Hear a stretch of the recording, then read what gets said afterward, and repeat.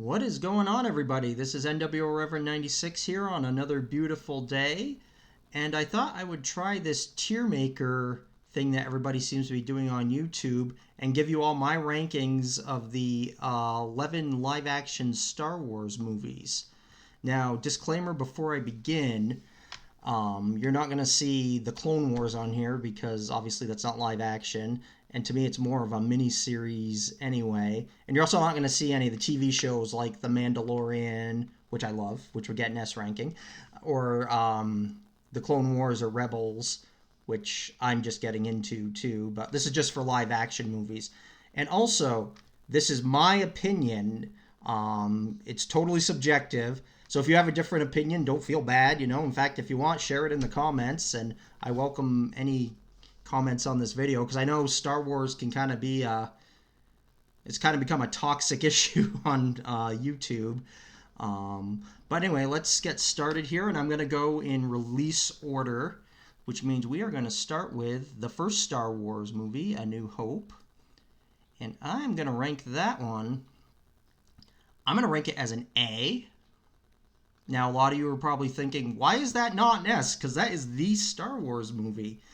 And I love this movie. It's wonderful. It pioneered a lot of movie making techniques and a lot of special effects, and one of the highest grossing movies of all time.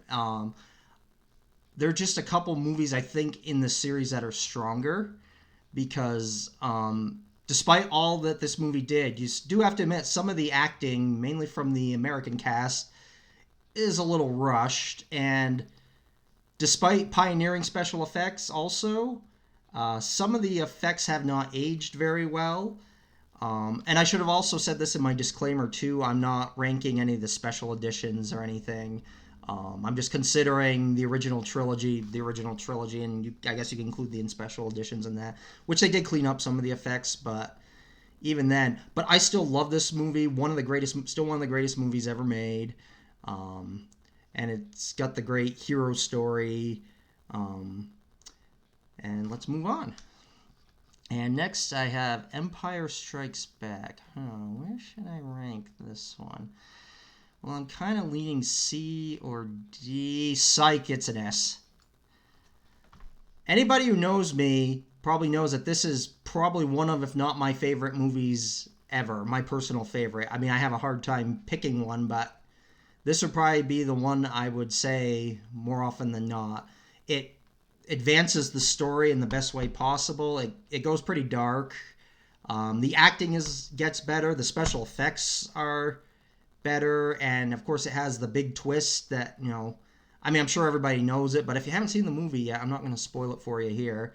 Yeah, definitely this is my favorite Star Wars movie, bar none.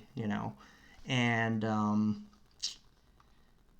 next up, we have Return of the Jedi, and I might get a little bit of hate for this one too, but I'm ranking this one over the original Star Wars because I consider it a perfect follow-up to my favorite Star Wars movie, The Empire Strikes Back. Now, it's not as good as The Empire Strikes Back, and I know it has its issues and its detractors for the Ewoks and everything, but I think it's just a perfect send-off for the characters of the original trilogy. The space battle at the end is awesome. Great special effects for 1983.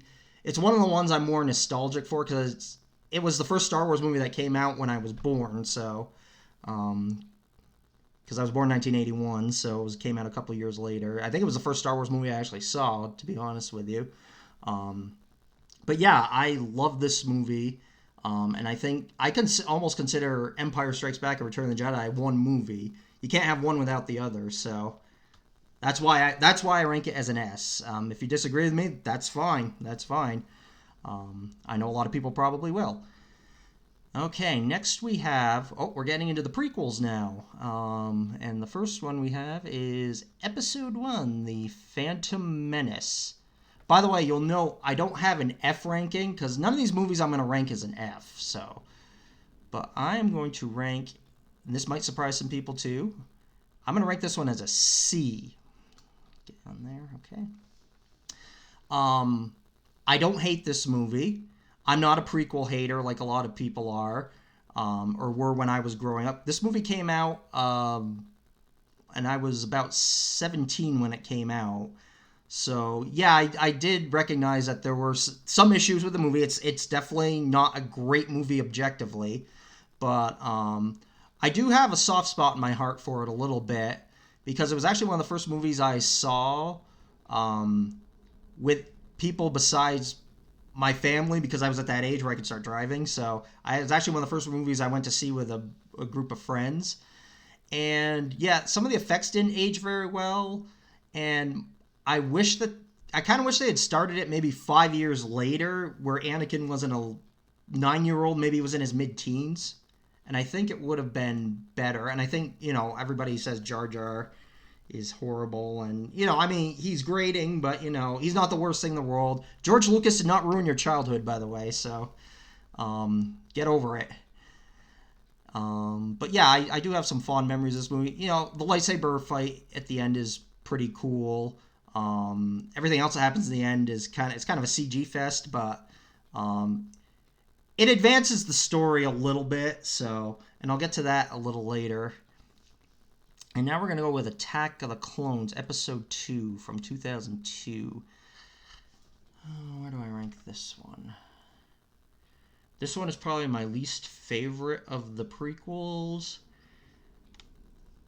I still think I'm going to rank it as a C, though. Now, this movie is notorious for its very wooden dialogue and its piss-poor love story. But it does advance, like I said, with The Phantom Menace, it does advance what's becoming kind of a coherent story about Anakin Skywalker and his fall to the dark side. It was not executed all that well, but there were good points about this movie. Like I did like the asteroid field chase between Jango Fett and Obi-Wan on Geonosis. The effects there were pretty good. I mean, the end battle, it looked like a video game. It was another CG fest, but I don't know. I kind of like the desert aesthetic of it, and Christopher Lee was in the movie, so you can't go wrong there. And that also Liam Neeson was in Episode 1, so which I forgot to mention. But yeah, I'm gonna rank this. Maybe I would say this is a C plus. This is a C minus. I guess I wish you could do that on these tier lists, C plus and C minus. And then the third and final movie of the prequel trilogy is going to be Revenge of the Sith, my personal favorite of the prequels, and I think a lot of people's as well.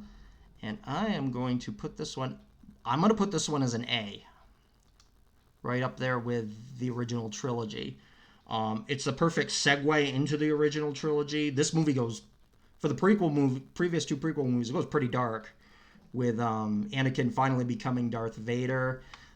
It still does have some of the wooden dialogue and some of the effects that some of them haven't aged very well, but it has a lot less of that, and the story is a lot more serious.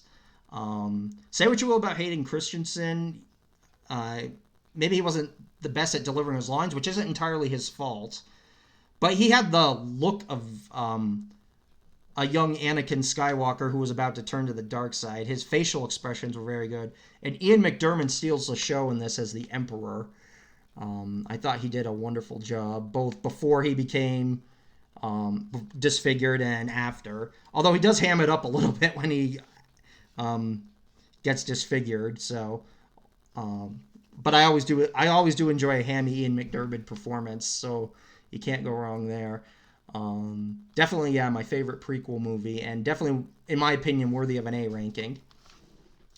And now we go into the Disney, I don't want to say trilogy because there were 5 Disney movies, although 2 of them were side stories. The Disney trilogy, I guess you'd call it. And we're going to start, obviously, with The Force Awakens, which came out in 2015. And had you asked me in 2015 what I would have ranked it, definitely an S.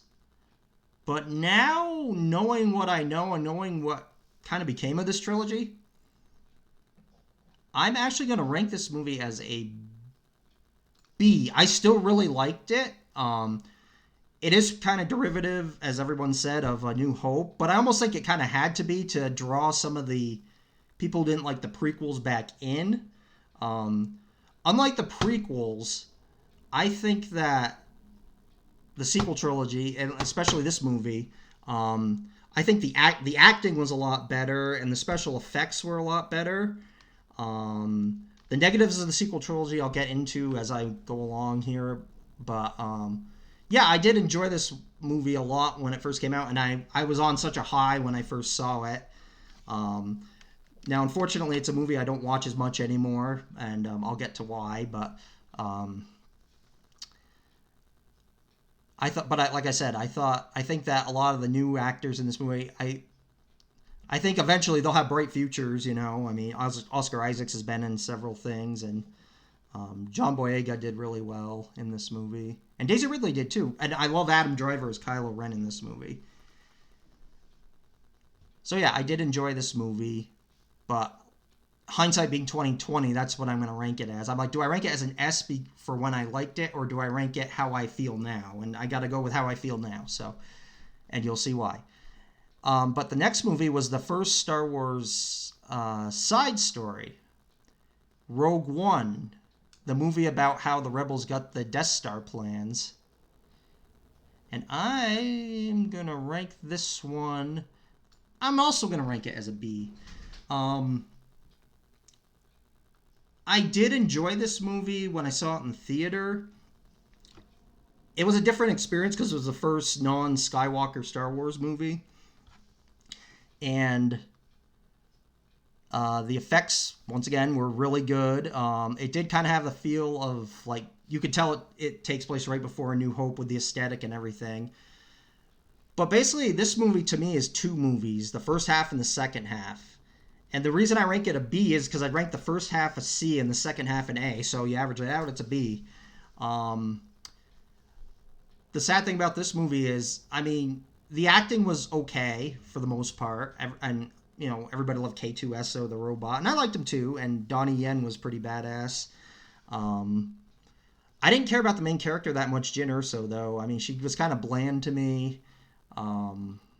And I'm not blaming the actress either. I think it was just the direction that she was given, and I almost think they didn't care too much because these characters are gonna, spoiler, they're gonna die, so because they don't show up again, and yeah, so I didn't really care about what she was going through. I think it's just like, come on, just get to the fights and stuff. Darth Vader was, I'll say he was cool in this movie, but it was obviously fan servicey, and you could tell it was due to the reshoots that they did with the movie. I mean, I enjoyed it, but it was kind of had a dour feel to it, so which it was supposed to, but that's why I rank it as a B. Okay, now here's a movie that I don't think they talk about on the internet very much. Yeah, I haven't heard too much about this movie from people. The Last Jedi. Yeah, nothing at all. And this movie, I'm going to rank it as a C. Okay. I do not hate this movie as much as a lot of people on the internet do. In fact, I don't really even hate it. It's kind of the whole, it's not that I'm mad at you, I'm just disappointed, which I was for this movie. It's almost the same feeling I kind of had with episode 1 at the time I saw it. I was disappointed, but that movie kind of grew on me a little bit. All the things they set up in The Force Awakens, it seemed like, and I know this has been said 1,000 times, Rian Johnson subverted our expectations. And what disappointed me was not that he subverted our expectations, but he didn't go further with it, really. I mean, it's almost like they chickened out, because especially the scene where Kylo Ren tries to get Rey to join him. I was hoping that maybe she actually would they would come together, not necessarily she joins the dark side or he turns to the good side, but they just come together kind of, and you could go so many different places with that. But instead, it's like, nope, she rejects him, and that's the end. And then it just kind of goes back to the status quo oh, the bad guys are coming to the secret rebel base to destroy them with walkers. Um, but yeah, this movie has gotten a lot of hate from people on the internet, like I said. Um, I think it's a gorgeous movie. It's one of the better looking Star Wars movies. I thought Mark Hamill did a good job in this movie. I mean, I don't 100% agree with what they did with him. I can see kind of why they did it, but I don't. It's not what I would have wanted. But I don't make movies, so it's not really my place to say. I mean, I'm a fan, but still. And to me, what brought this movie down was not the movie itself, but the reaction it got from people. It just caused a lot of people to go really toxic and get all political about it. And it's like, oh, this movie has a feminist agenda, or it's so woke and everything. And now I didn't really care for the Canto Bite scene or anything. Um, and I don't hate the character of Rose. I see what they were trying to do, but I just don't think it was executed that well. Um, I did like all the scenes with Luke and Rey and Rey and Kylo Ren, especially with all the new things they were doing with the Force. I thought that was interesting, but I thought it was kind of a disappointing follow up to The Force Awakens. But I'm not going to jump on the hate train and say, like, this movie was trash or anything like that, like you see on some of the reactionary websites, which I get. They're still talking about it, and I get sick of it. So they just keep popping up in my feed. I don't actually watch the videos or anything, but it's like, get over it, people. Yeah, okay, it wasn't that good, but, you watch the movie, you don't think it's that good, you move on. The end. Okay, anyway, where was I? Okay, next is, Solo. Now, this is the first Star Wars movie I did not actually see in theaters. I was planning on seeing it, but I got sick, so I couldn't go. But from what I heard, I was glad I didn't see it in the theater. I'm going to give this movie a D. This definitely ranks as one of my least favorite of the Star Wars movies. It was completely unnecessary. Now, I will say this. I finally watched it on Netflix about 2 years ago, and I didn't dislike it as much as I thought I would, but I don't know. It was just there, kind of. That's the best thing I can say about the movie. It was there. The acting wasn't terrible. I will say that. The problem I had with the movie was that, I don't know, they seemed to have the dimmer on the camera because a lot of it was dark and murky. The cinematography was not very good. And I think that's due probably a lot to the behind the scenes stories we've heard about this movie, about firing the original directors and bringing in Ron Howard. And so that was kind of a cluster beep, So yeah, Solo. I've only seen it once. Maybe I'll watch it again on my big screen TV, but I don't know. We'll see what happens. And finally, I'm just gonna do this one real quick. Last Jedi, also a D. Yeah, I'm just gonna leave it at that. I did not like this movie. It was a poor end to the Star Wars sequel trilogy. Pulling Palpatine out of their ass. Yeah. I might do another video on this movie, but I'm running out of time, so I'm just gonna rank it as a D. And anyway, that's my ranking. If you like this video, please subscribe, like, and comment, and I will see you guys next time. Take care.